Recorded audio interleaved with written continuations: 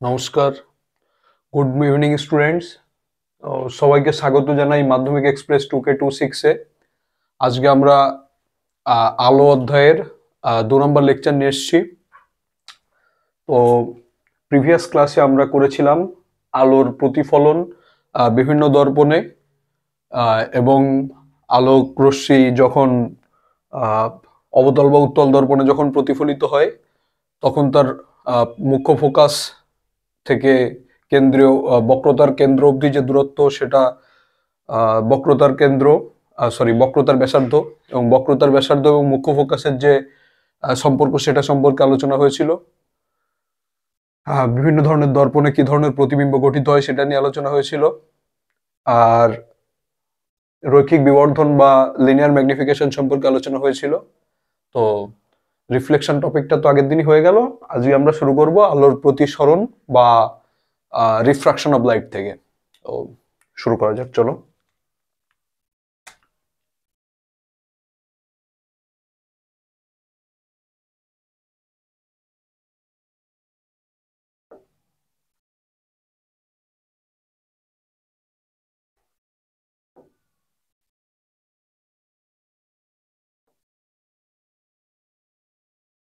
আলোর প্রতিসরণ। তো আলোর প্রতিসরণ কাকে বলে? কোনো স্বচ্ছ এবং সমসত্ব মাধ্যম, যেমন বাতাস, বায়ু হতে পারে, জল হতে পারে। সাধারণত বায়ু মাধ্যমকে আমরা শূন্য মাধ্যম বা ভ্যাকিউম হিসেবে কল্পনা করি। জল হতে পারে, কাঁচ হতে পারে, অয়েল হতে পারে, গ্লিসারিন হতে পারে, যে কোনো কিছু হতে পারে। মানে যেখানে আলো একটা সরল রেখা বরাবর, সেই মাধ্যমের ভেতরে আলো যখন চলাচল করবে, তো সেই মাধ্যমের মধ্যে থাকাকালীন অবস্থায় আলো কোনো দিক পরিবর্তন করবে না। কিন্তু আলো যখন, ধরো, আহ জল জলে যখন প্রবেশ করছে বায়ু থেকে, তখন বায়ুতে যতক্ষণ আছে তখন সে সরলরেখা অনুসরণ করে চলছে।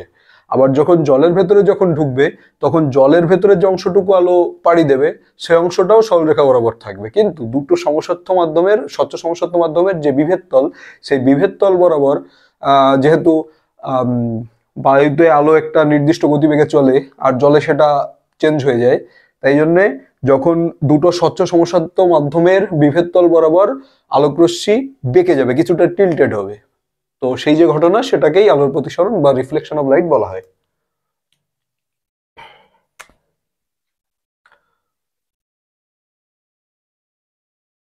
কোনো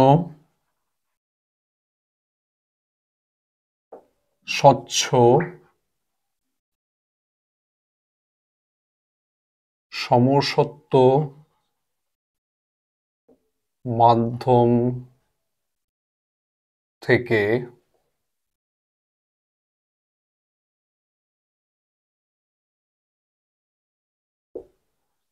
আলোক রশ্মি যদি অন্য একটি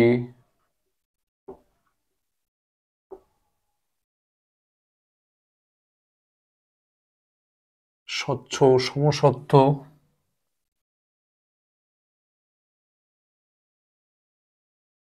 মাধ্যমে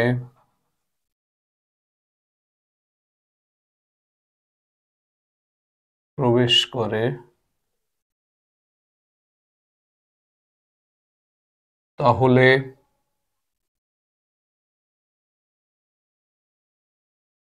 দুই মাধ্যমের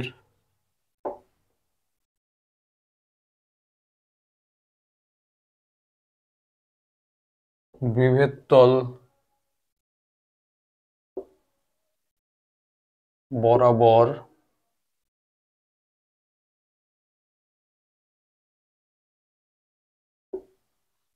আলোক রশ্মি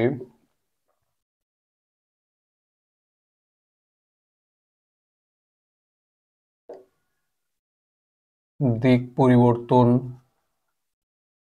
করে।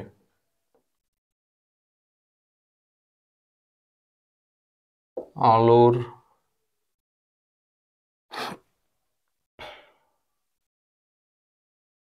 এই ঘটনাকে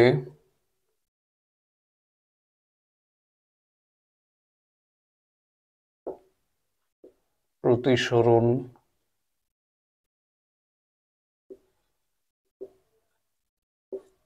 বা রিফ্রাকশন বলা হয়।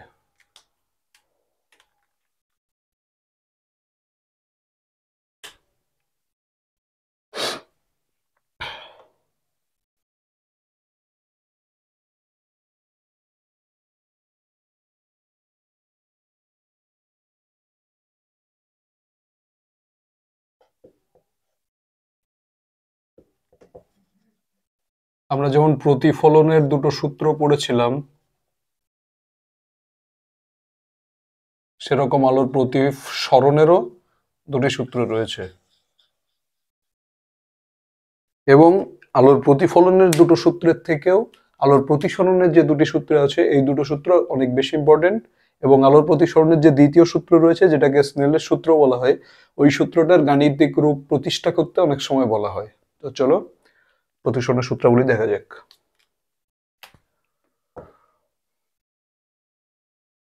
প্রতিসরণের প্রথম সূত্র হচ্ছে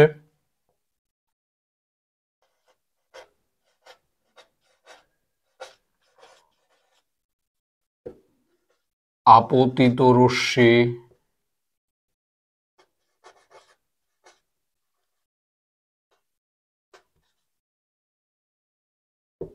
প্রতিসৃত রশ্মি ও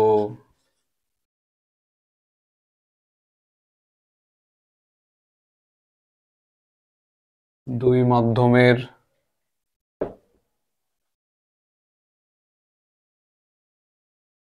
বিভেদ তলে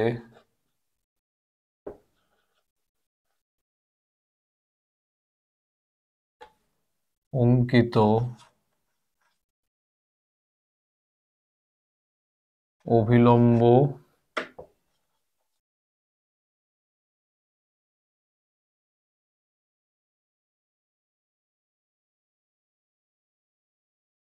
একই সমতলে থাকে।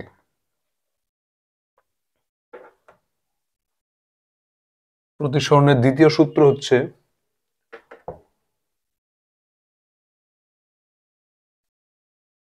একটি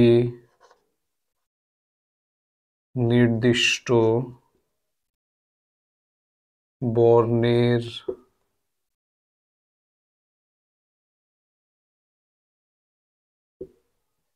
আলোর ক্ষেত্রে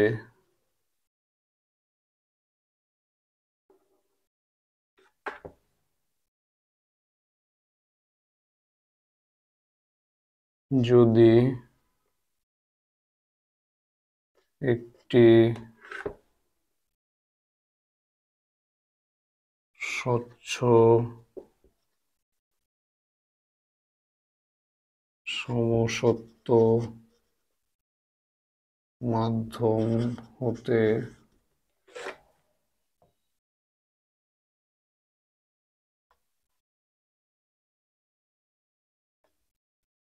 অপর কোনো স্বচ্ছ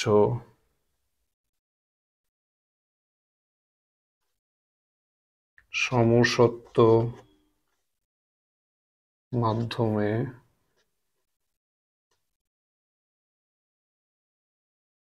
প্রতিসৃত হয়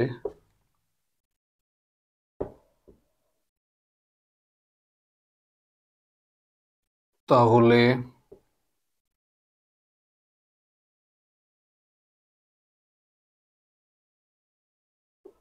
আপতিত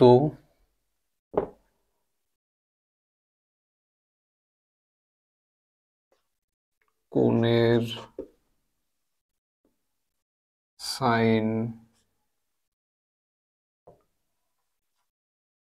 এবং প্রতিসরণ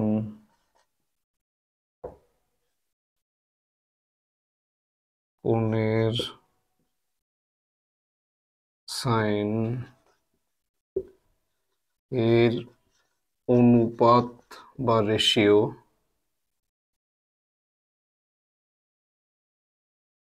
ধ্রুবক হয়।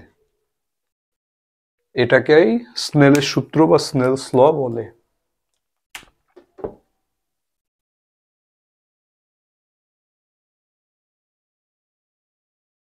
ইহাই স্নেলের সূত্র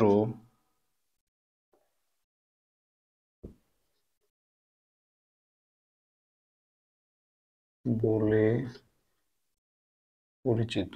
তাহলে যদি পরীক্ষাতে আসে যে প্রতিসরণের সূত্রাবলী বিবৃত করো, তাহলে 1 নম্বর দিয়ে আমরা প্রথম সূত্রটা লিখবো, আর 2 নম্বর দিয়ে এই সূত্রটা লিখবো। এবার যদি আসে স্নেলের সূত্রটা বিবৃত করো, তাহলে স্নেলের সূত্রটা বিবৃতকরণের ক্ষেত্রে আমরা শুধুমাত্র প্রতিসরণের দ্বিতীয় সূত্রটা লিখবো। এবার অনেক সময় আসে যে স্নেলের সূত্রের গাণিতিক রূপ দাও, তাহলে আমরা প্রথমে বিবৃতিটা লিখবো, তারপরে গাণিতিক রূপটা দেবো। তো চলো স্নেলের সূত্রে গাণিতিক রূপ দেওয়া যাক।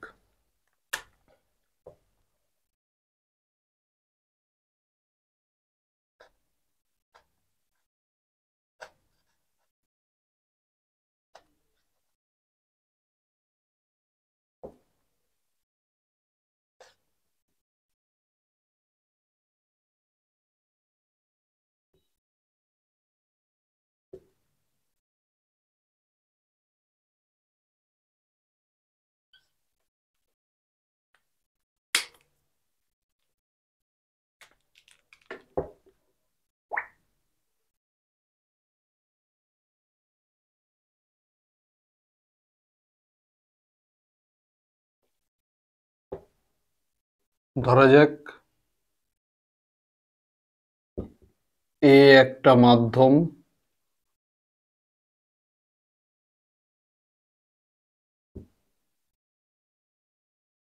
বি অপর একটা মাধ্যম।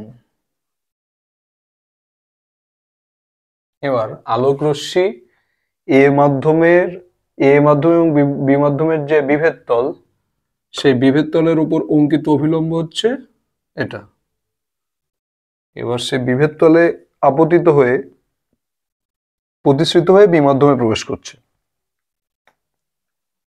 এবার আলোক রশ্মি যখন এক মাধ্যম থেকে অপর মাধ্যমে প্রতিসৃত হবে, তখন যদি লঘু মাধ্যম থেকে ঘন মাধ্যমে প্রতিসৃত হয়, তাহলে আপতন কোণ প্রতিসরণ কোণের থেকে বড় হবে। দেখো এটাকে আমরা এ মাধ্যমকে লঘু ধরে নিলাম, বি মাধ্যমকে ঘন ধরে নিলাম।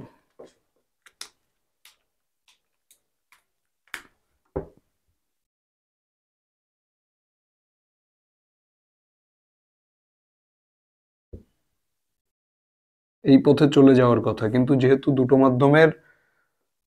মাধ্যমে আলোর বেগ ভিন্ন ভিন্ন, পরবর্তীতে আমরা দেখবো প্রতিসরণ করছে অ্যাকচুয়ালি এর জন্য রেসপন্সিবল।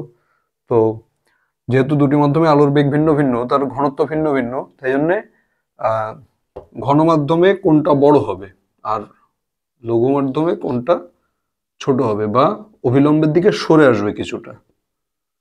তো অভিলম্ব থেকে আপতিত যে রশ্মি, এই কোণকে বলা হয় অ্যাঙ্গেল অফ ইনসিডেন্স বা আই, বা আপতন কোণ। আর অ্যাঙ্গেল অফ রিফ্রাকশন বা প্রতিসরণ কোণ, সেটা হচ্ছে প্রতিসৃত রশ্মি এবং অভিলম্বের মধ্যবর্তী যে কোণ, সেটাকে প্রতিসরণ কোণ বা স্মল আর বলা হয়। এবারে দেখো, যে পথে যাওয়ার কথা ছিল কিন্তু আর যে পথে যাচ্ছে, এদের মধ্যেকার যে কোণটা, সেটাকে অ্যাঙ্গেল অফ ডেভিয়েশন বা বিচ্যুতি কোণ বা গ্রিক লেটার ডেল্টা দ্বারা ডিনোট করা হয়। তো তাহলে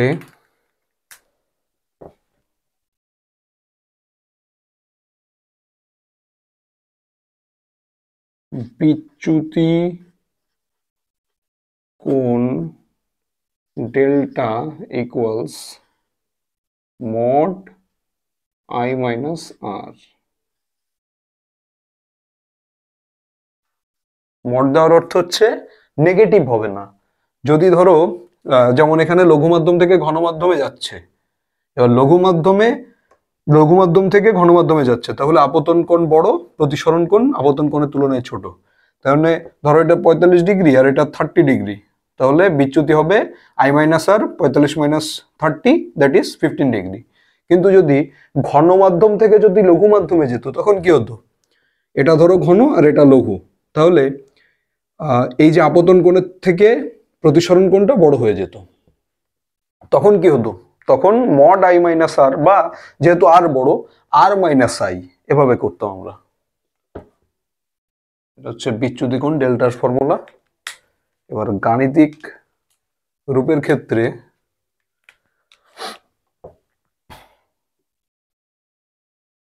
ধরো P Q R N dash,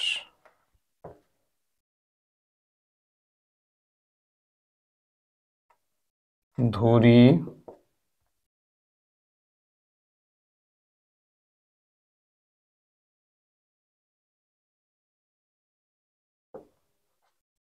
আলোক রশ্মি পি কিউ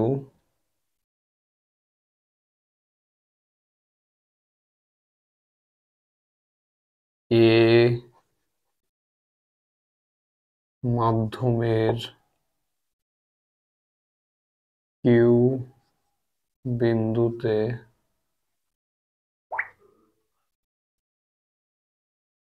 আপতিত হয় এবং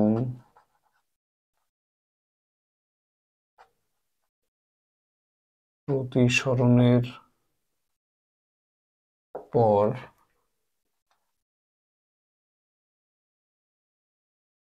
বি মাধ্যমে কিউ আর পথে গমন করে।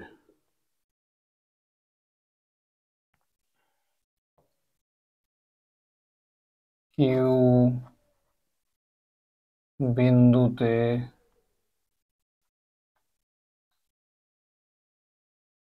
অঙ্কিত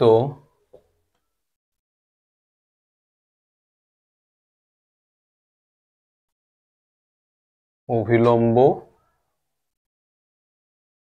কিউ বিন্দুতে অঙ্কিত অভিলম্ব হচ্ছে এন কিউ এন ড্যাশ।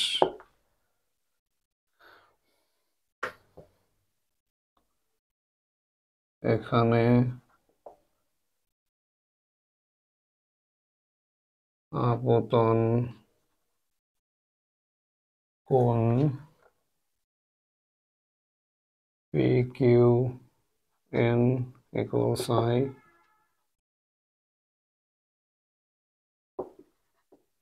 প্রতিসরণ কোণ N prime Q R equals small R. সুতরাং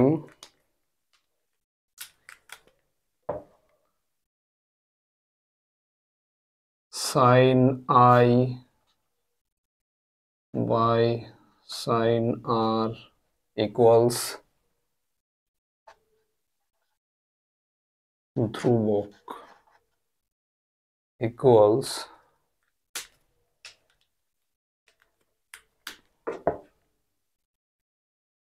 এ মিউ বি।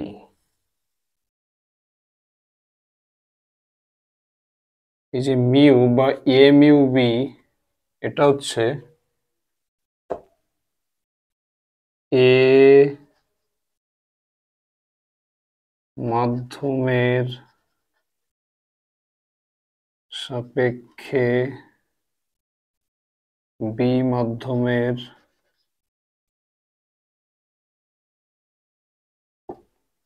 প্রতিসরাঙ্ক। তো এটা কপি করে নাও।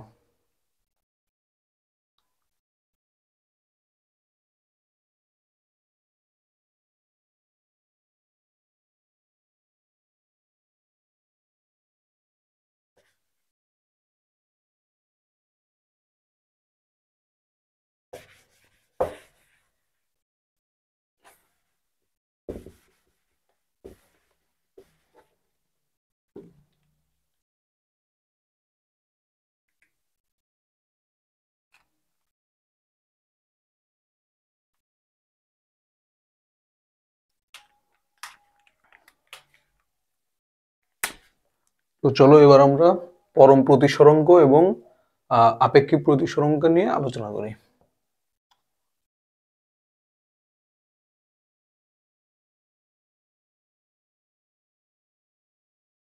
পরম প্রতিসরাঙ্ক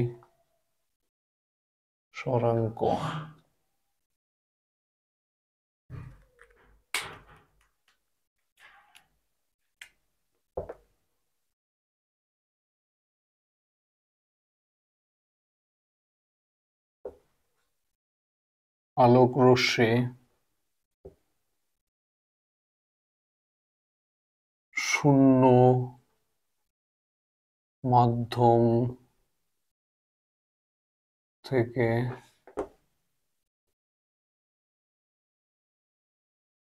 অপর কোনো স্বচ্ছ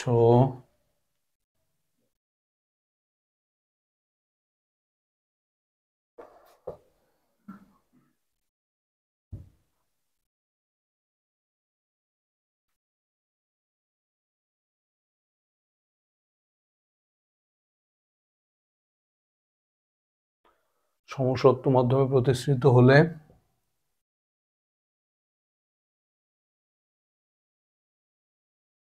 আপতন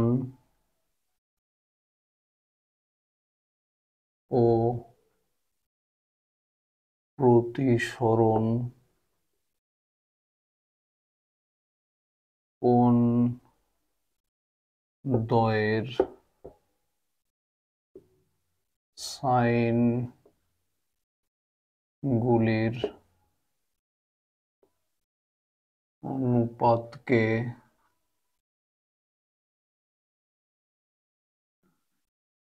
ওই মাধ্যমের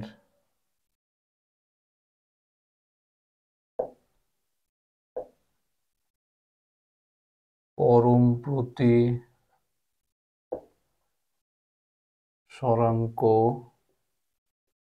বলে। যেমন ধরো কোনো আলোকরশ্মি যদি শূন্য মাধ্যম থেকে এ মাধ্যমে যদি প্রতিসৃত হয়, তাহলে এ মাধ্যমের পরম প্রতিসরাঙ্ককে প্রকাশ করা হয় 0 মিউ এ, বা শুধুমাত্র মিউ এ। এটা হচ্ছে এ মাধ্যমের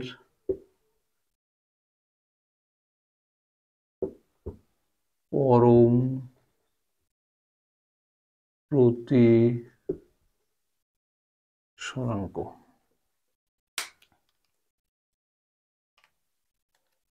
এবার আমরা আসবো আপেক্ষিক প্রতিসরাঙ্কে।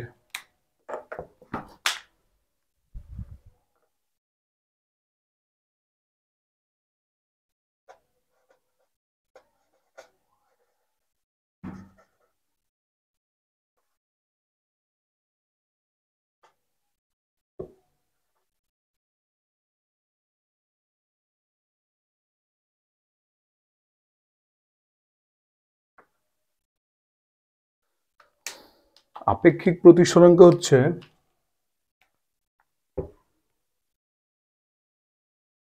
যখন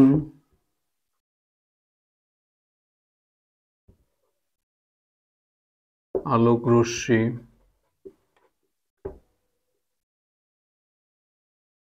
একটি স্বচ্ছ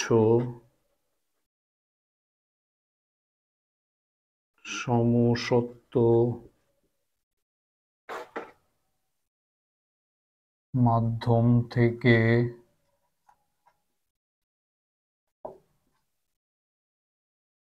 অপর কোনো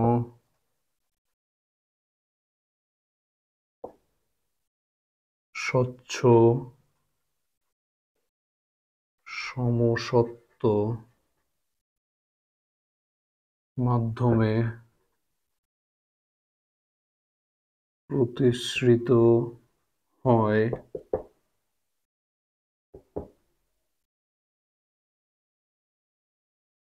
তখন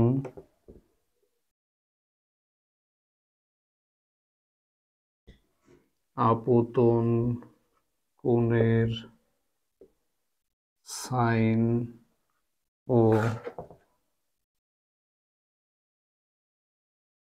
প্রতিসরণ কোণের সাইন এর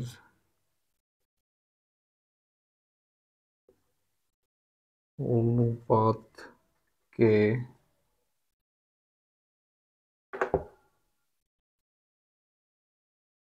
প্রথম মাধ্যমের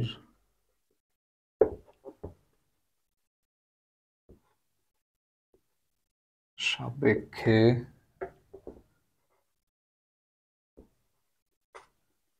দ্বিতীয় মাধ্যমের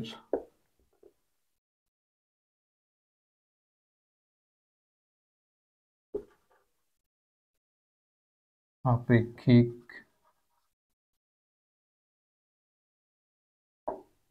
প্রতিসরাঙ্ক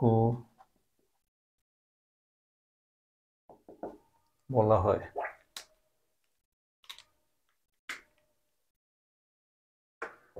যেমন আলোকরশ্মি যদি এ মাধ্যম থেকে বি মাধ্যমে প্রতিসৃত হয়, তাহলে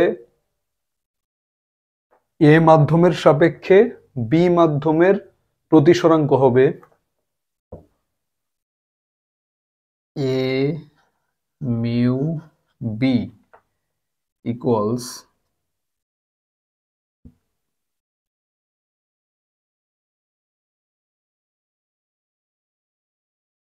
sin I by sin R equals এই যে এ মিউ বি কে বলা যায় এ মাধ্যমের সাপেক্ষে বি মাধ্যমের প্রতিসরাঙ্ক বা আপেক্ষিক প্রতিসরাঙ্ক। এবার এর একটা ফর্মুলা আছে, সেটা হচ্ছে mu B by mu A equals V A by V B. V এটা হচ্ছে এ মাধ্যমে আলোর বেগ, আর ভি বিটা হচ্ছে বি মাধ্যমে আলোর বেগ। এটা একটা ভেরি ভেরি ইম্পর্টেন্ট ফর্মুলা।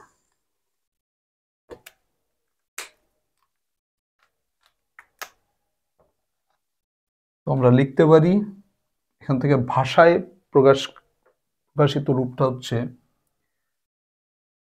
এ মাধ্যমের সাপেক্ষে বি মাধ্যমের আপেক্ষিক প্রতিসরাঙ্ক সমান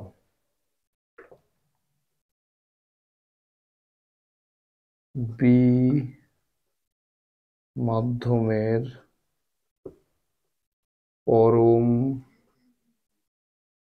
প্রতিসরাঙ্ক ডিভাইডেড বাই এ মাধ্যমের পরম প্রতিসরাঙ্ক ইকুয়ালস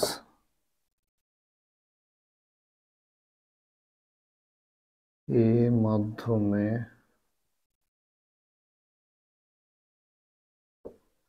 আলোর বেগ বাই বি মাধ্যমে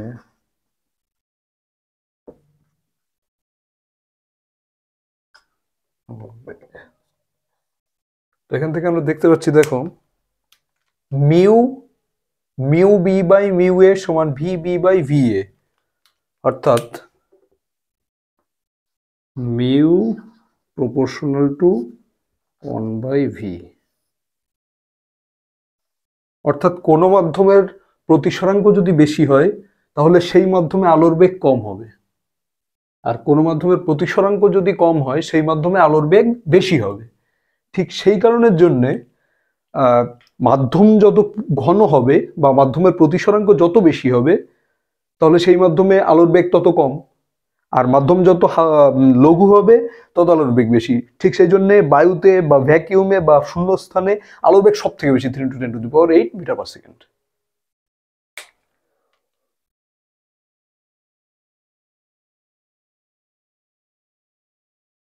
তো এটা তুলে নাও।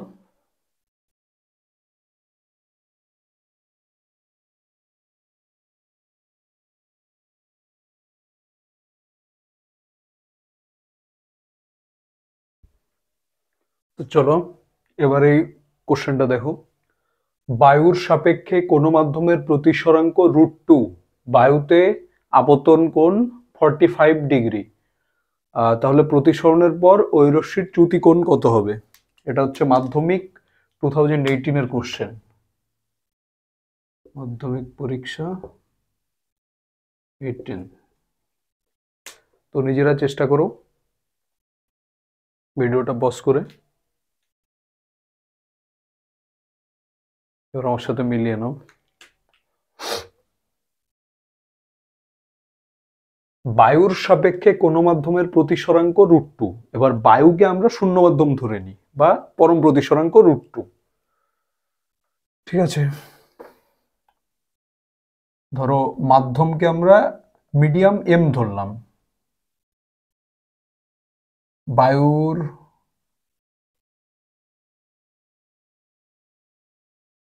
সাপেক্ষে প্রতিসরাঙ্ক এ মিউ এম ইকুয়ালস √2, আপতন কোণ I 45°। তাহলে প্রতিসরণ কোণটা নির্ণয় করতে হবে, আর তারপর চ্যুতি কোণ। প্রতিসরণ কোণ R সমান হট। তো আমরা জানি এ মাধ্যমের সাপেক্ষে বি মাধ্যমের প্রতিসরাঙ্ক এ মিউ বি সমান sin I by sin R, that is √2 equals sin I sin 45° by sin R, that is 1/√2 sin R। sin R কে এই পাশে নিয়ে আসবো, √2 কে এই পাশে নিয়ে যাও, তাহলে sin R সমান 1/√2 into √2, that is 1/2 sin 30 এর মান 1/2। সুতরাং প্রতিসরণ কোণ R সমান 30°। সুতরাং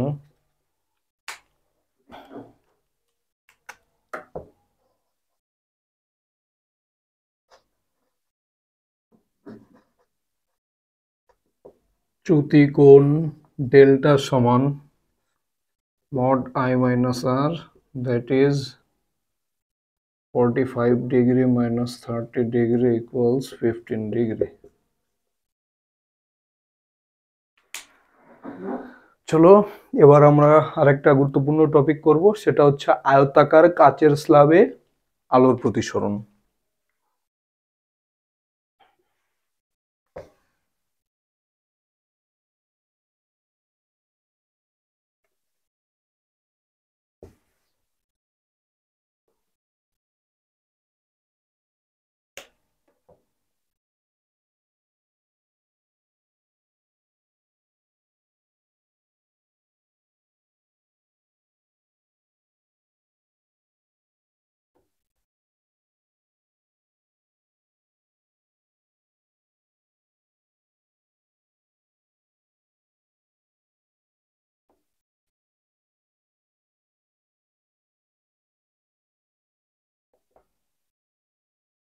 আয়তাকার কাচের স্ল্যাবে আলোর প্রতিসরণ।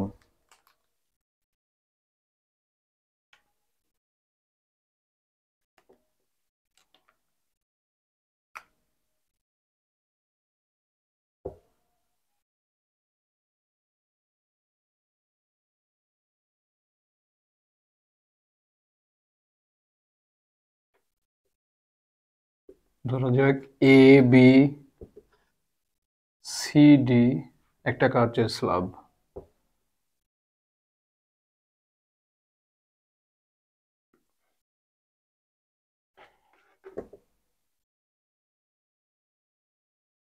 আলোকরশ্মি প্রথমত পি কিউ আলোকরশ্মি কিউ বিন্দুতে আপতিত হলো। এখানে একটা অভিলম্ব এঁকে নেব।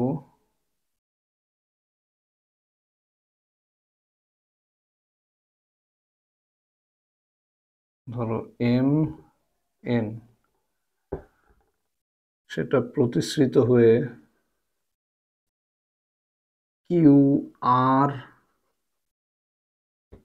হিসাবে আর বিন্দুতে এলো এবং তারপর আর থেকে আবার প্রতিসৃত হয়ে এস পথে বেরিয়ে যাবে।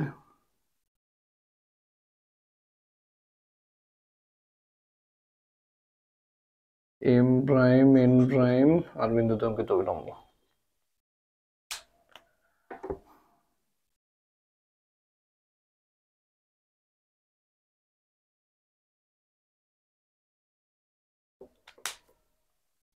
ধরো পি কিউ এম সমান আয়ন, এন কিউ আর সমান আর অন,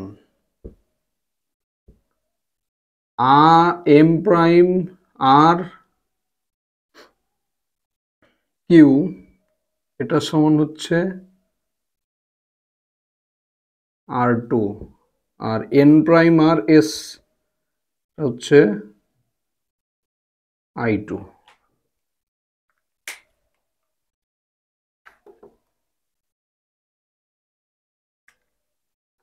তো ধরি এ বি সি ডি একটি স্বচ্ছ কাচের স্ল্যাব।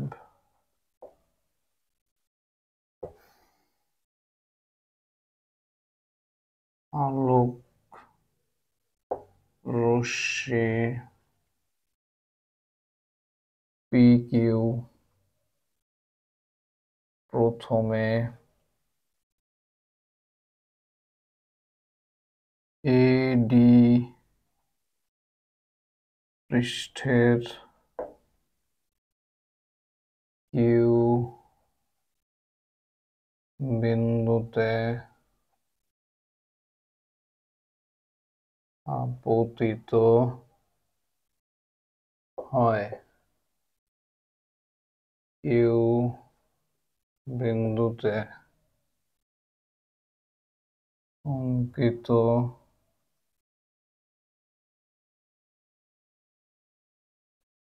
অভিলম্ব এম এন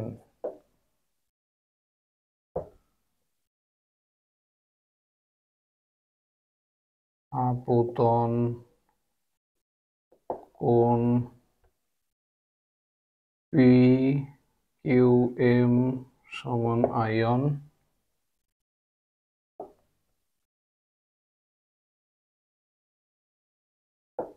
প্রতিসরণ কোণ এন কিউ আর সমান R on.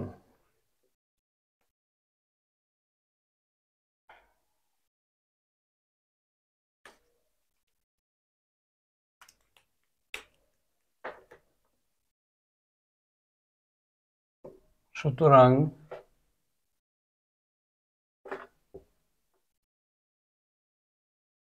A B A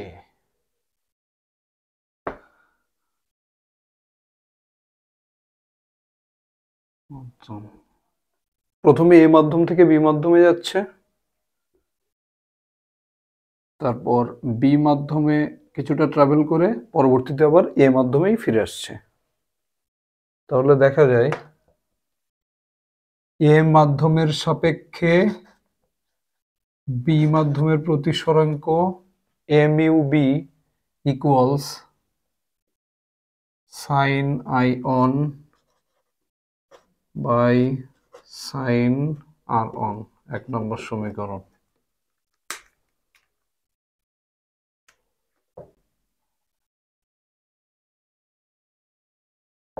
অতঃপর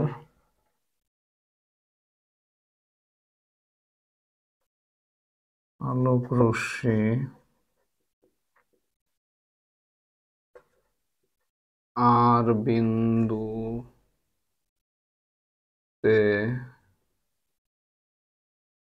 প্রতিসৃত হয়ে বি মাধ্যম হতে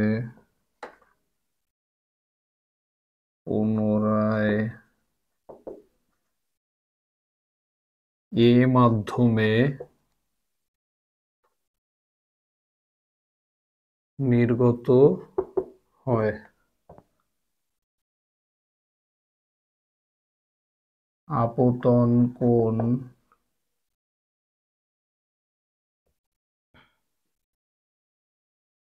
Q R M prime equals R2,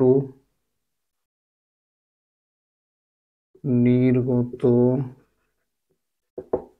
কোণ N prime R S equals I2।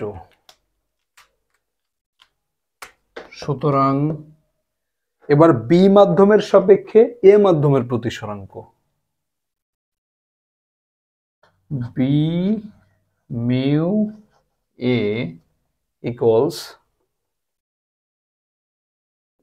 Sign R2 by sine I2, that is, এটাকে B mu A, B mu A কে 1/a mu B লেখা যায়, মানে ব্যস্তানুপাতিক সম্পর্ক। A mu B equals 1/b mu A. তাহলে A mu B আমরা কি লিখতে পারি? A mu B equals sine I2 by sine R2। উল্টিয়ে দিলাম, এটাকে ধরো 2 নম্বর সমীকরণ। তাহলে 1 আর 2 নম্বর সমীকরণ কম্পেয়ার করে কি লেখা যায়?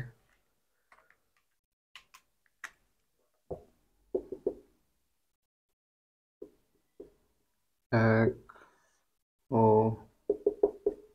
2 নং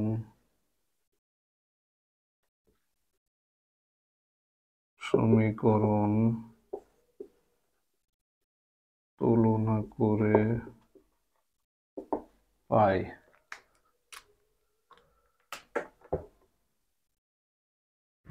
সাইন আয়ন বাই সাইন আরন সমান সাইন I2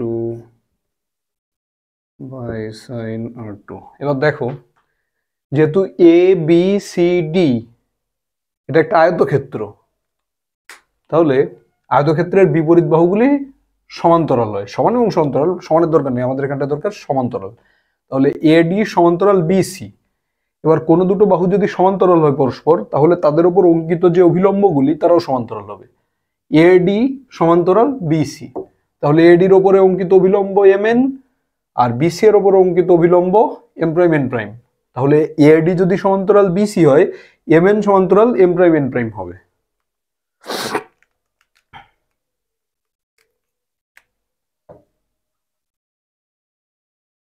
আবার এডি সমান্তরাল বিসি ও M N M prime N prime এদের উপর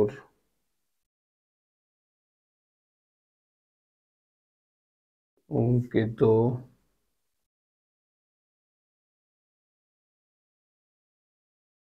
অভিলম্ব।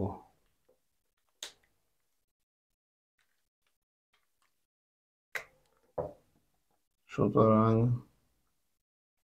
এম এন সমান্তরাল M prime N prime.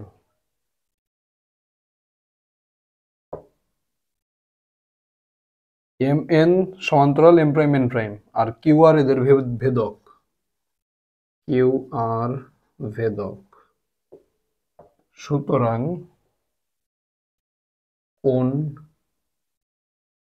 N Q R equals একান্তর কোণ এন প্রাইম আর এস।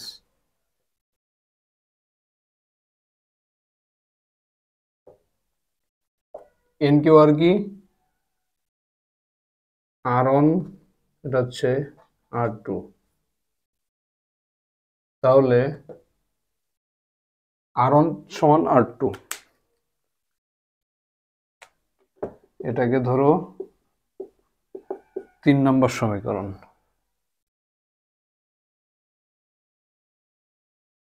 নাও 3 নং হতে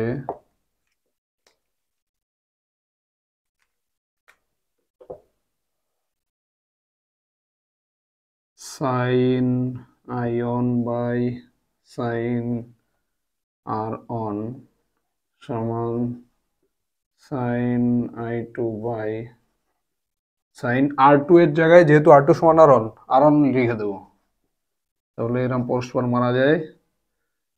দ্যাট ইজ সাইন আই1 সমান সাইন আই2। সুতরাং উভয় পাশ থেকে সাইন উঠিয়ে নিলে আই1 সমান আই2। তাহলে এই আই1 সমান যদি আই2 হয় তাহলে আমরা কি দেখি? তাহলে হচ্ছে পি কিউ সমান্তরাল আর এস।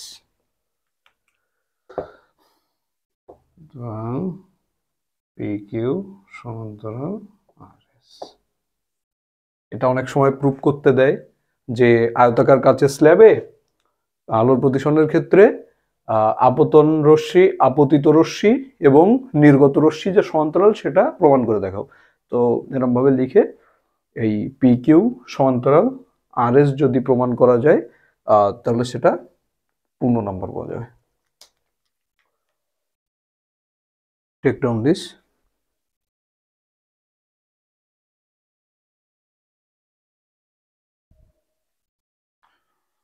চলো এবার আমরা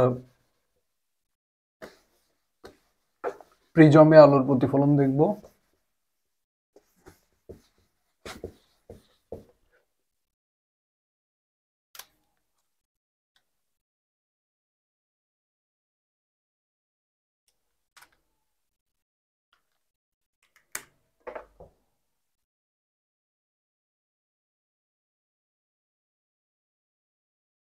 প্রিজমে আলোর প্রতিসরণ ও বিচ্যুতি কোণের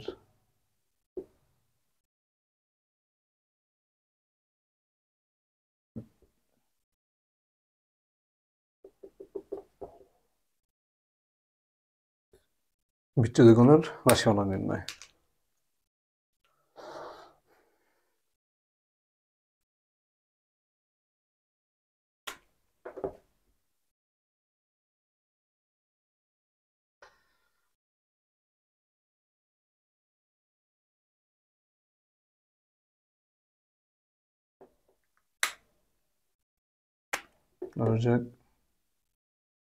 এ বি সি প্রিজমের একটি ছেদ, এবং এই যে এ কোণটা এটা হচ্ছে প্রতিসরক কোণ।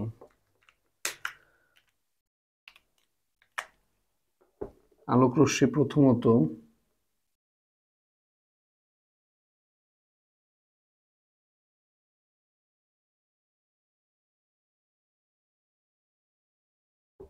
ধরো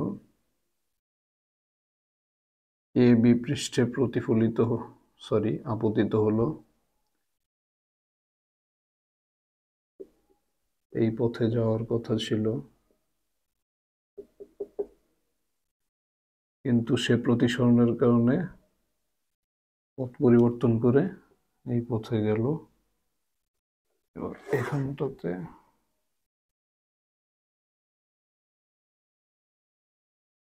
লম্ব অঙ্কন করতে হবে।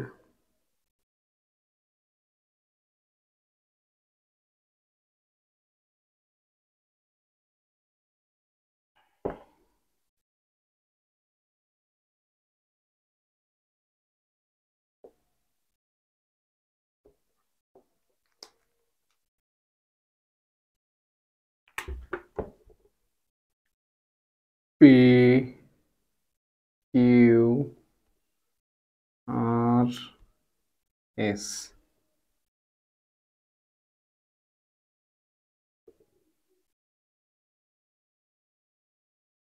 ইউ টি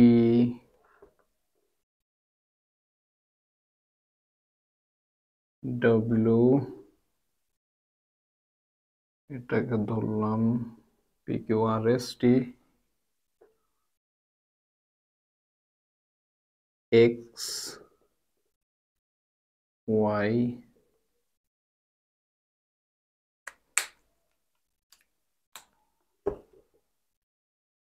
এই যে কোণটা, এটাই হচ্ছে বিচ্যুতি কোণ ডেল্টা। এটাকে ধরো আই1, এটাকে ধরো আর1, এটাকে ধরো আর2, এটাকে ধরো আই2। চলো এবার বর্ণনাগুলো একটু লিখে নিই সংক্ষেপে। ধরি এ বি সি কোনো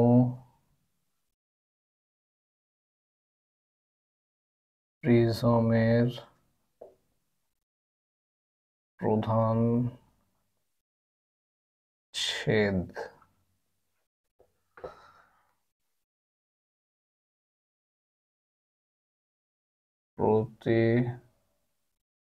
প্রতিসারক কোণ এ।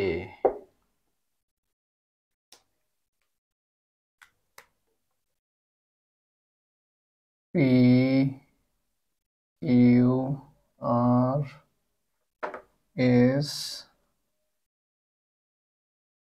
আলোর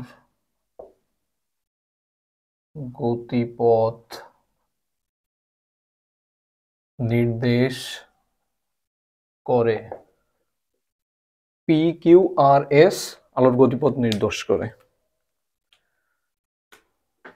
এবার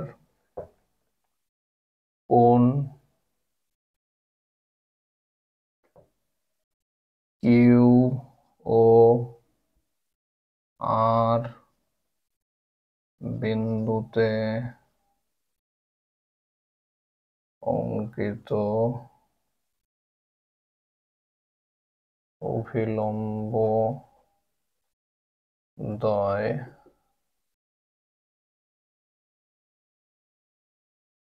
যথাক্রমে ইউটি ও ডব্লিউটি।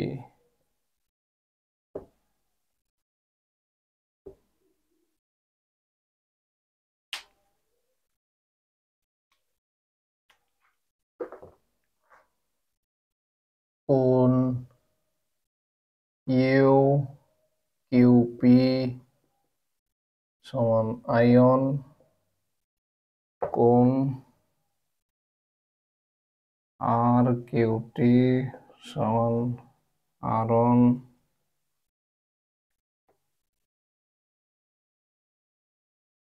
কোণ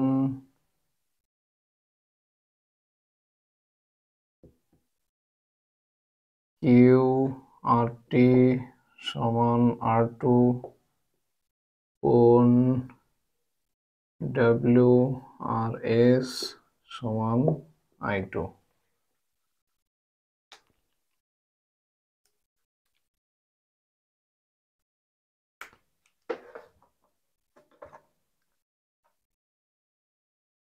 কিউ বিন্দুতে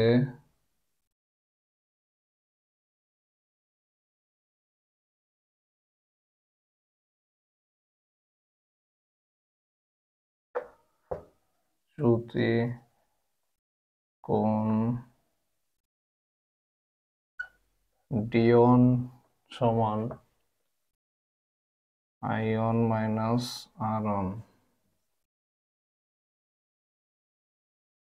আর বিন্দুতে চ্যুতি কোণ ডি2 সমান আই2 মাইনাস আর2।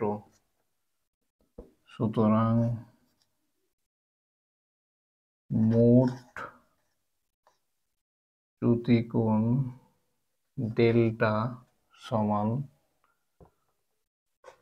ডিওন, এই যে পথে যাওয়ার কথা এবং যে পথে নির্গত হলো এর মধ্যেকার যে কোণ ডেল্টা, সে ডেল্টা সমান ডিওন প্লাস ডি2 সমান আই1 মাইনাস আর1 প্লাস এই D one plus D two I two minus R one. সুতরাং ডেল্টা সমান I one plus I two minus R one plus আর2।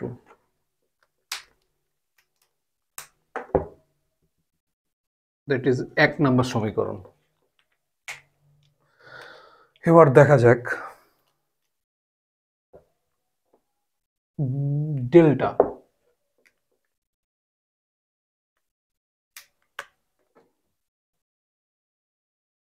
ত্রিভুজ, এই যে ত্রিভুজটা এক্স কিউ আর, এর একটা বহিস্থ কোণ ডেল্টা বা ওয়াই এক্স আর। ত্রিভুজ এক্স কিউ আর এ কোণ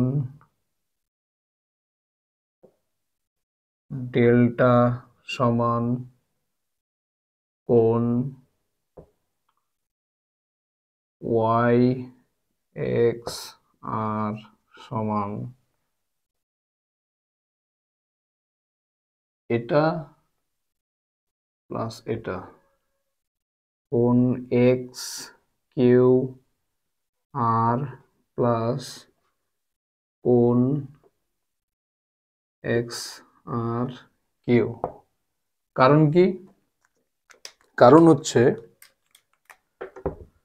ত্রিভুজের কোনো বহিস্থ কোণের মান তার অন্তস্থ বিপরীত কোণ দ্বয়ের সমষ্টির সমান। যেহেতু বহিস্থ কোণ ওয়াই এক্স আর ও অন্তস্থ বিপরীত কোণদ্বয় কোণ এক্স কিউ আর ও কোণ X R Q.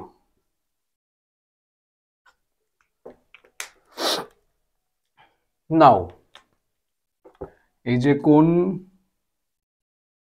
X R Q, এটা সমান কোণ এক্স আর কিউ সমান ডাব্লিউ আর এস। কোণ X Q R plus X R Q এর জায়গায় লিখবো W R S. W R S এর রিজন,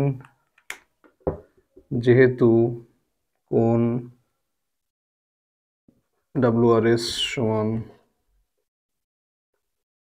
বিপ্রতীপ কোণ এক্স আর কিউ।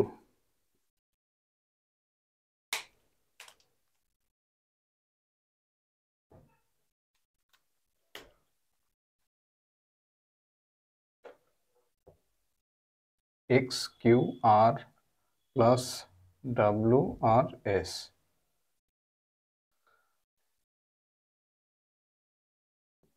সুতরাং এবার দেখো, যদি আমরা ত্রিভুজ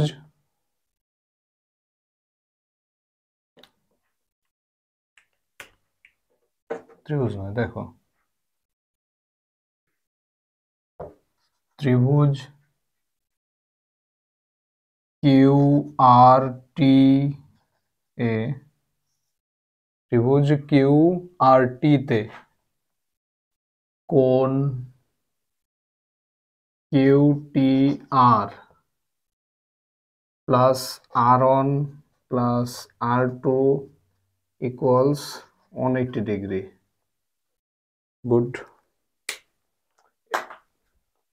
এবার দেখো, যেহেতু ইউটি এটা কিউ বিন্দুতে অঙ্কিত অভিলম্ব এ বি এর উপর, আর ডাব্লিউটি এটা হচ্ছে আর বিন্দুতে অঙ্কিত অভিলম্ব এসি এর উপর, তাহলে এই কোণটা সমকোণ এক্স কিউ টি সমকোণ, আবার এক্স আর টি এটাও সমকোণ।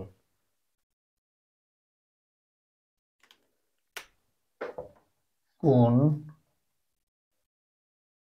এক্স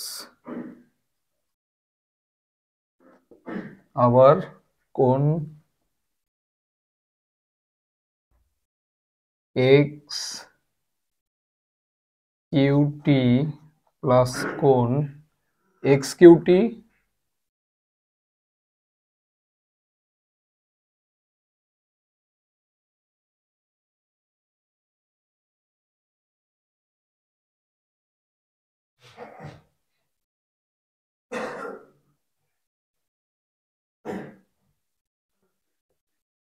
প্লাস কোণ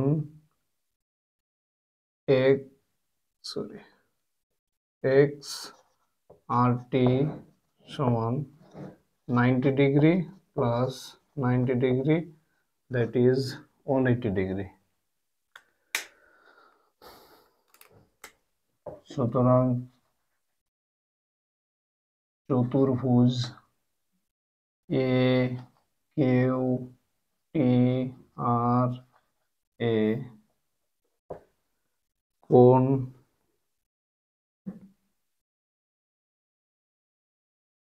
A Q T R A কোণ A Q T plus A R T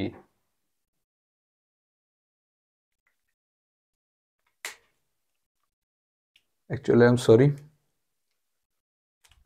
extremely sorry,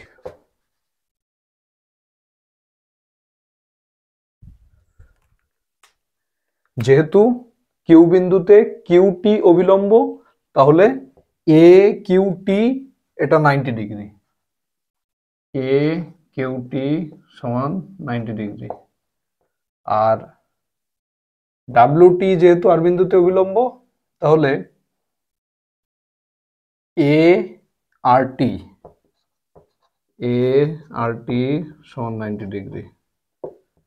যেহেতু ইউটি ও ডাব্লিউটি ইউ ও আর বিন্দুতে অভিলম্ব, সুতরাং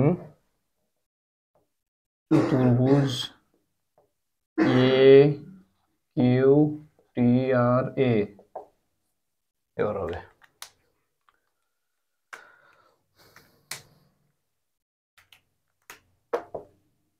কোণ এ কিউ টি প্লাস কোণ এ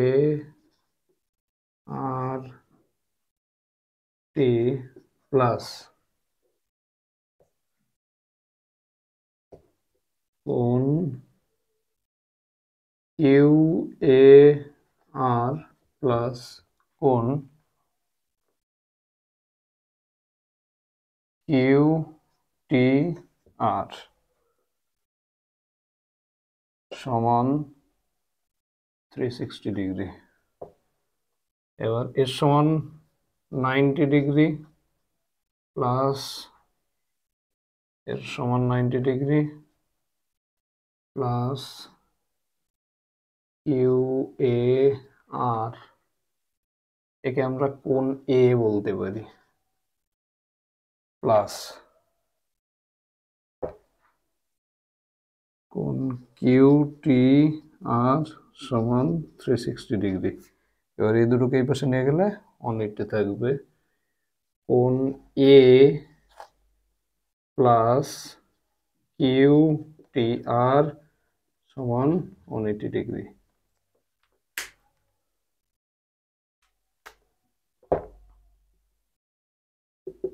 দু নম্বর সমীকরণ, 3 নম্বর সমীকরণ। 2 ও 3 থেকে দেখো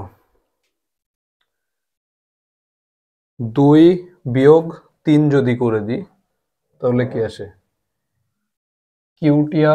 কিউটিআর মারা যায়, তাহলে এ মাইনাস আর1 প্লাস আর2 সমান 180 degree minus 180 degree, that is 0 degree.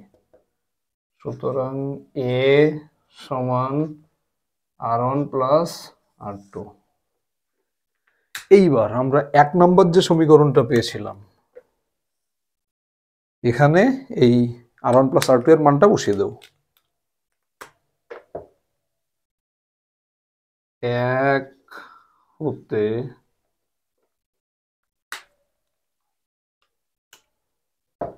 Delta সমান আই1 প্লাস আই2 মাইনাস এ।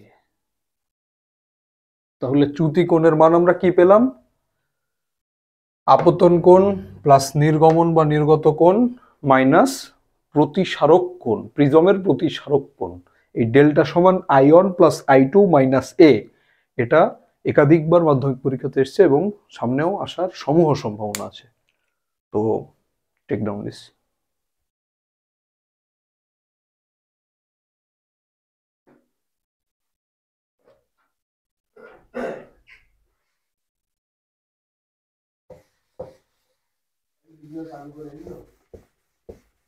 হ্যাঁ, ভিডিও চালুই আছে।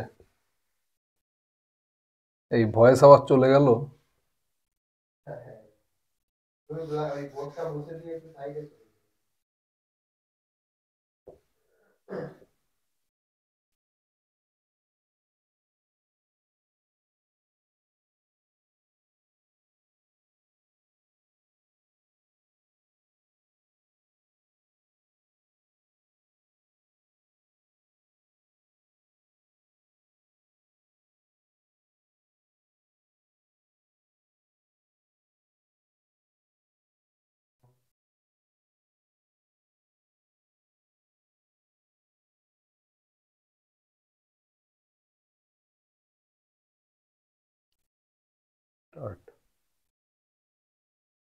চলো এবার লেন্স শুরু করা যাক।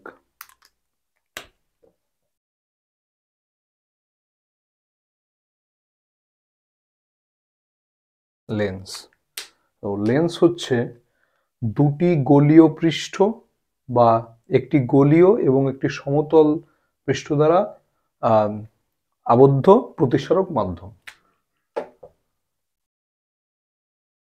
দুটি গোলীয় পৃষ্ঠ বা একটি গোলীয় ও একটি সমতল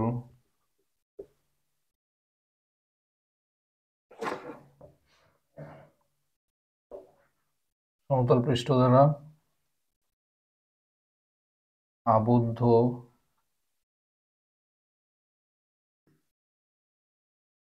প্রতিসারক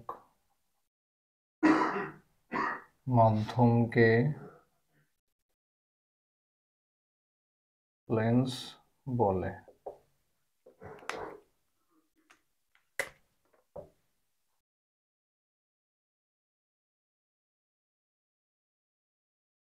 উত্তল লেন্স।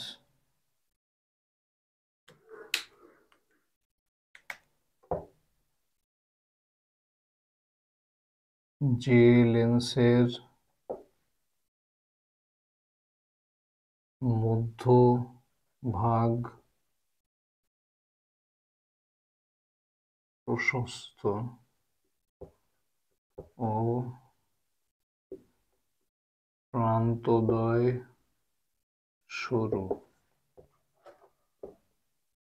তাকে উত্তল লেন্স বলে। যেমন উত্তল লেন্স হচ্ছে প্রান্ত দুটো সরু আর মধ্যভাগ প্রশস্ত, এটা হচ্ছে উত্তল লেন্স। উত্তল লেন্সকে অভিসারী লেন্সও বলে।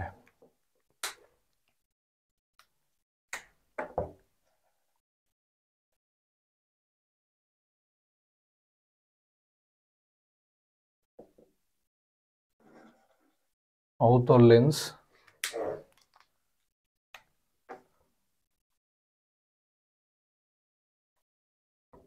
যে লেন্সের মধ্যভাগ সরু ও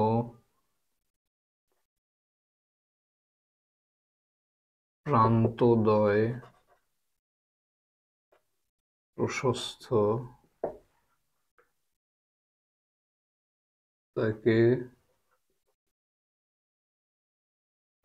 অবতল লেন্স বলে।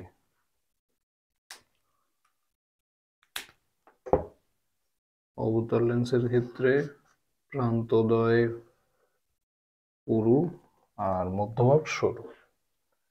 এই অবতল লেন্সকে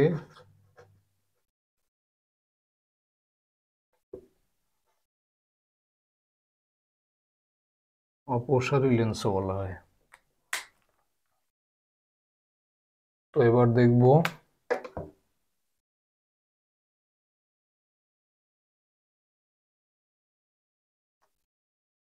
উত্তল লেন্সের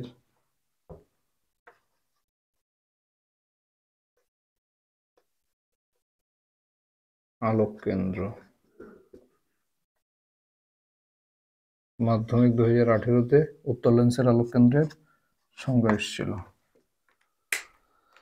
তো উত্তল লেন্সের আলোক কেন্দ্র হচ্ছে লেন্সের মধ্যবর্তী সেই বিন্দু যেখান থেকে লেন্সের এক পৃষ্ঠে আলো আপতিত হয়ে অপর পৃষ্ঠ হতে লেন্সের এক পৃষ্ঠে আলো আপতিত হয়ে প্রতিসরণের পর অপর পৃষ্ঠ থেকে প্রতিসরণের আগে লেন্সের মধ্যবর্তী যে বিন্দু থেকে আলোকরশ্মি গমন করে তাকেই আলোক কেন্দ্র বলে।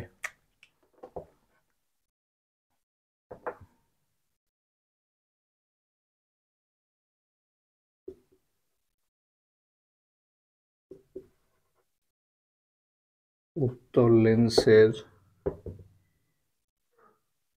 এক পৃষ্ঠে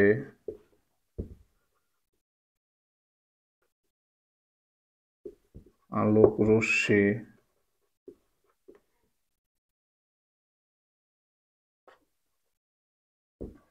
আপতিত হয়ে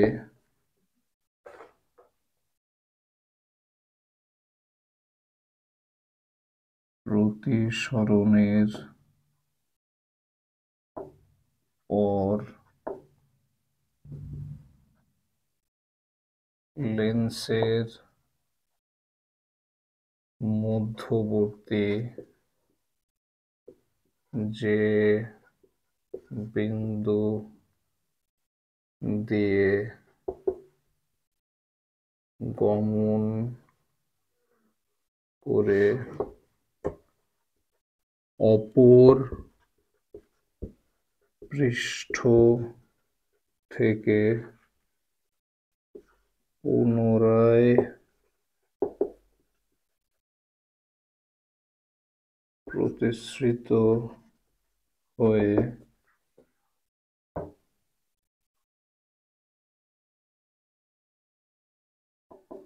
নির্গত হয়।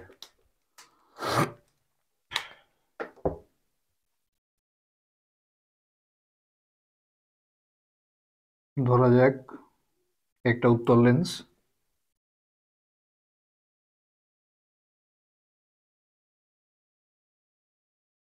এ বি আলোক রশ্মি এই প্রথম পৃষ্ঠে আপতিত হলো,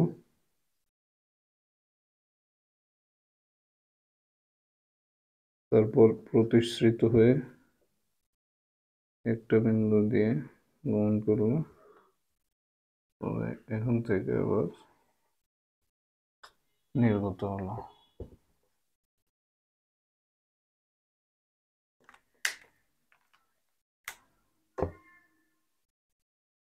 এখানে ও হচ্ছে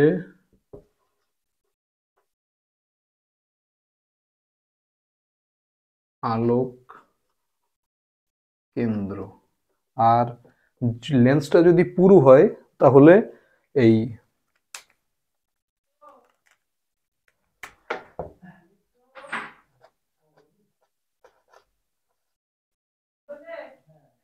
আপতিত রশ্মি এ বি সমান্তরাল প্রতিসৃত রশ্মি সিডি। তো আলোক কেন্দ্র দিয়ে বা আলোক কেন্দ্র বরাবর আপতিত রশ্মি আপতিত হলে পরে নির্গত রশ্মিটা আপতিত রশ্মির সমান্তরাল হবে, যে বিন্দু থেকে পাস করবে সেটা হচ্ছে আলোক কেন্দ্র। এবার একটা ইম্পর্টেন্ট পয়েন্ট, সেটা হচ্ছে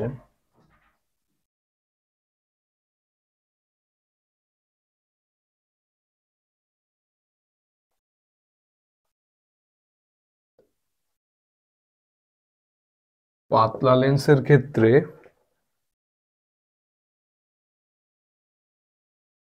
আলোক কেন্দ্র দিয়ে রশ্মি গমন করলে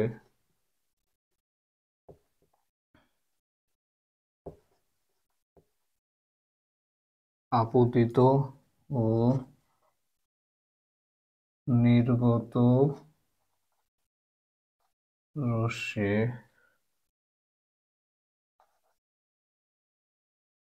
একে সরল রেখায় থাকে। অর্থাৎ যদি আমরা এখানে পাতলা লেন্স নিতাম তাহলে কি হতো, এই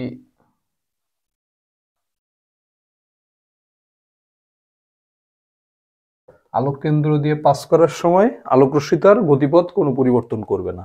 তাহলে পাতলা লেন্সের ক্ষেত্রে পাতলা উত্তল লেন্সের ক্ষেত্রে আলোক কেন্দ্র হচ্ছে সেই বিন্দু যে বিন্দু দিয়ে রশ্মি গমন করার পর প্রতিফলিত নয়, আপতিত ও নির্গত রশ্মি একই সরলরেখায় থাকে বা আপতিত রশ্মির গতিপথ পরিবর্তিত হয় না, সেটা হচ্ছে পাতলা উত্তল লেন্সের ক্ষেত্রে তার আলোক বিন্দু।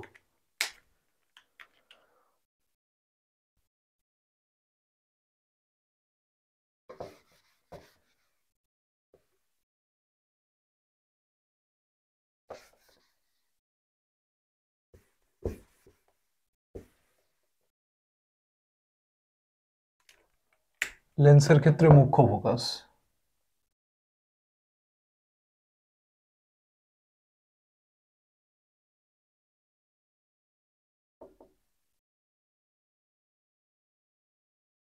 মুখ্য ফোকাস।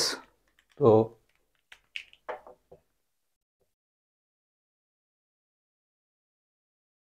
প্রধান অক্ষের সমান্তরাল রশ্মিগুলি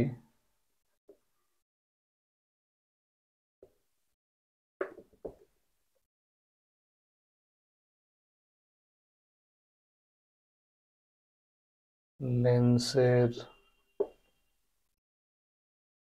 এক পৃষ্ঠে আপতিত হয়ে অপর পৃষ্ঠ থেকে নির্গমনের পর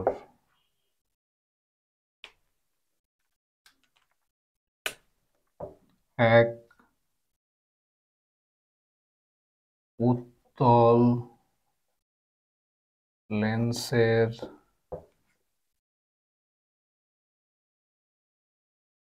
প্রধান অক্ষের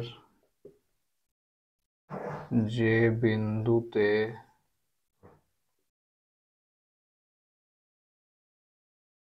মিলিত হয়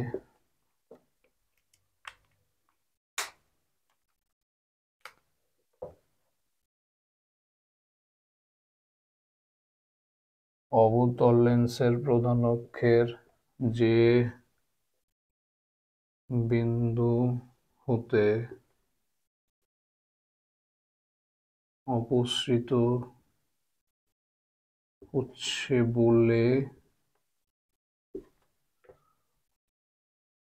মনে হয়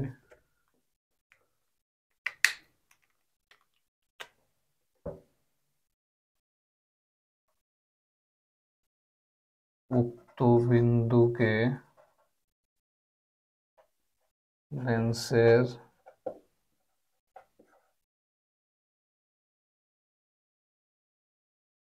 মুখ্য ফোকাস বলে। দেখো, উত্তল লেন্সের ক্ষেত্রে এর হচ্ছে প্রধান অক্ষ, এর হচ্ছে আপতিত রশ্মি। প্রধান অক্ষের সমান্তরাল রশ্মিগুলি উত্তল লেন্সে আপতিত হওয়ার পর প্রধান অক্ষের যে বিন্দুতে মিলিত হয়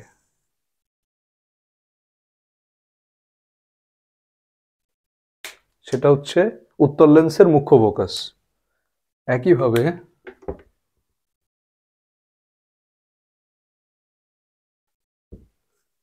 অবতল লেন্সের ক্ষেত্রে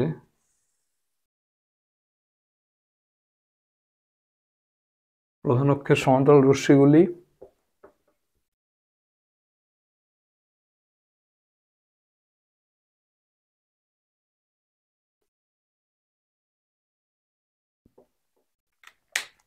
এরা তো অবতল লেন্সের ক্ষেত্রে মিলিত হবে না, পরস্পর থেকে দূরে সরে যাবে, কিন্তু মনে হবে যে একটা নির্দিষ্ট বিন্দু থেকে অপসৃত হচ্ছে বলে মনে হবে। এই বিন্দুটা হচ্ছে মুখ্য ফোকাস, এই বিন্দুটা হচ্ছে মুখ্য ফোকাস। তাহলে আমরা লিখতে পারি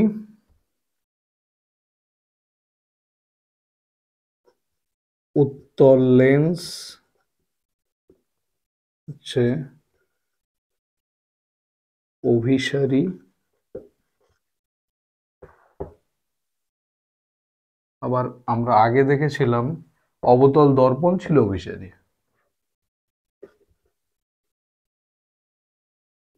অবতল দর্পণ আর অবতল লেন্স হচ্ছে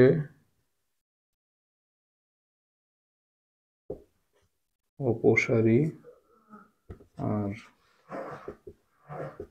উত্তল দর্পণ ছিল অপসারী।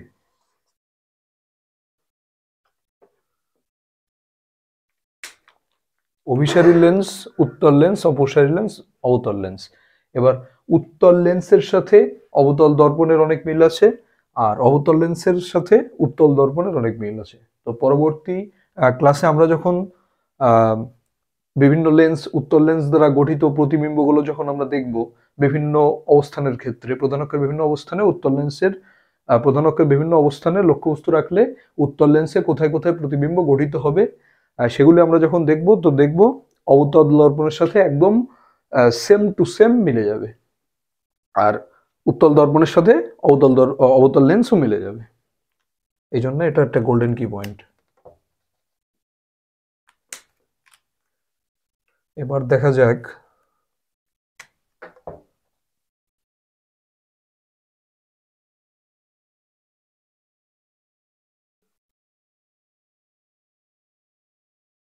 ফোকাস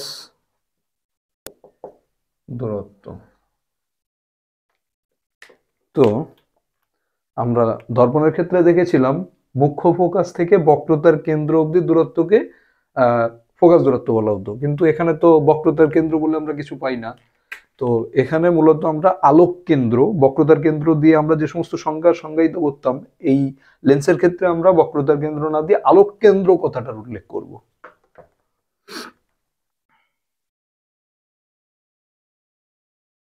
লেন্সের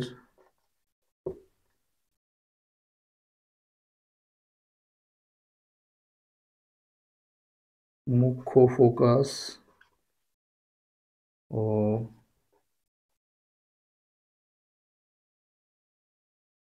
আলোক কেন্দ্রের মধ্যবর্তী দূরত্বকে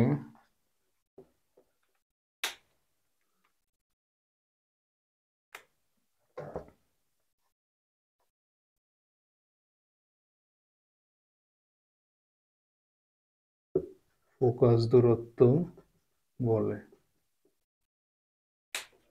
এবার ফোকাস দূরত্বের একক হচ্ছে মিটার, এসে একক মিটার। এবার আরেকটা ব্যাপার, সেটা হচ্ছে লেন্সের ক্ষমতা বা পাওয়ার।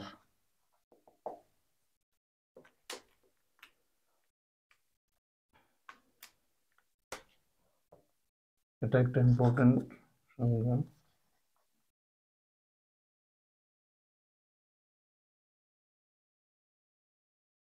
কোন লেন্সের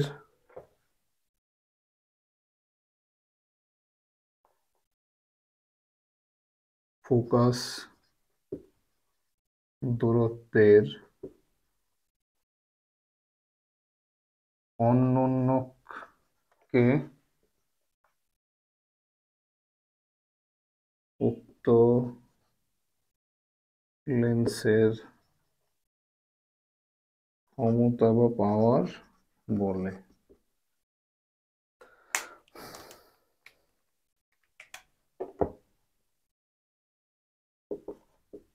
ইউনিট মিটার, আর ফোকাস দূরত্বের ইউনিট হচ্ছে ডায়াপ্টর, ডায়াপ্টর বা ক্যাপিটাল ডি। তো এখান থেকে আমরা পাই লেন্সের ক্ষমতা পাওয়ার পি ইকুয়ালস 1/f। যদি এফ মিটারে থাকে, বা 100/f যদি এফ বা ফোকাস দূরত্ব সেন্টিমিটারে থাকে।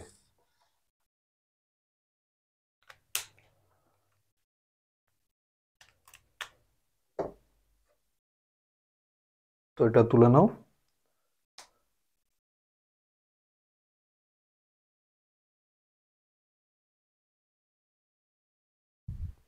তো আজকের মতো ক্লাস আমরা এখানেই সমাপ্ত করছি। সবাইকে সাথে থাকার জন্য অসংখ্য ধন্যবাদ। পরবর্তী ক্লাসে আমরা লেন্সের বিভিন্ন অবস্থানের জন্য, বা লেন্সের নয়, লক্ষ্যবস্তুর বিভিন্ন অবস্থানের জন্য লেন্সে গঠিত প্রতিবিম্বগুলি দেখব, এবং তারপর মানুষের চোখের যে বিভিন্ন ধরনের ত্রুটিগুলি হয় এবং সেই ত্রুটি সংশোধনের ক্ষেত্রে আমাদের কোন ক্ষেত্রে হ্রস্বদৃষ্টি, দীর্ঘদৃষ্টি, কোন ক্ষেত্রে আমাদের কি ধরনের লেন্স ব্যবহার করলে সেই ত্রুটিগুলি সংশোধিত হয়, সেগুলো দেখব। এবং আলোর বিক্ষেপণ বিচ্ছুরণ দেখব। তো ততক্ষণ সবাই ভালো থেকো, সাবধানে থেকো। Good morning. Thank you. হ্যাঁ।